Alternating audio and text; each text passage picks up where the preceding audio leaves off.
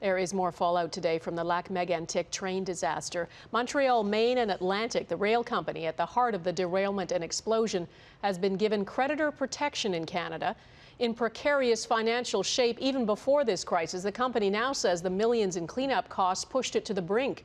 But it is the residents of Lac-Megantic who are left wondering if and when they will get any compensation. Paola Samuel reports. The judge in Quebec Superior Court rendered his decision quickly.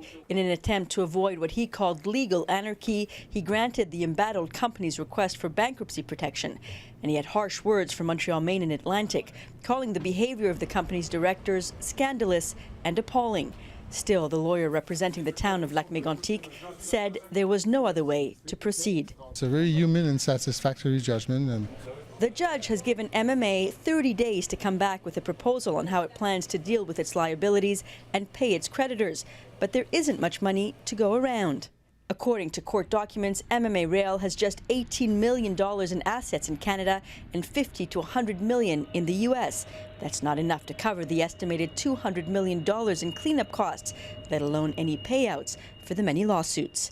Yesterday, in a press release, the CEO of MMA said, "It's become apparent that the obligations of both companies now exceed the value of their assets, and that Chapter 11 is the best way to ensure fairness of treatment to all in these tragic circumstances." Lac-Megantic victims will be included in the list of creditors, but this corporate lawyer says they'll be on the bottom of the priority list, and they'll be lucky to get 25 cents on the dollar. And they're usually left at the bottom with whatever's left after the secured creditors and the preferred creditors have taken their share. Still, there is hope. The government of Quebec says its top priority is the town's victims. It will be the government of Quebec that will get back the money as a representative of the citizens of Lac-Megantic. So the victims are going to be first for getting the money. Lawyers will be back in court in a few weeks when the judge will likely transfer the proceedings to a courthouse closer to Lac-Megantic so residents can get a chance to take part in the proceedings.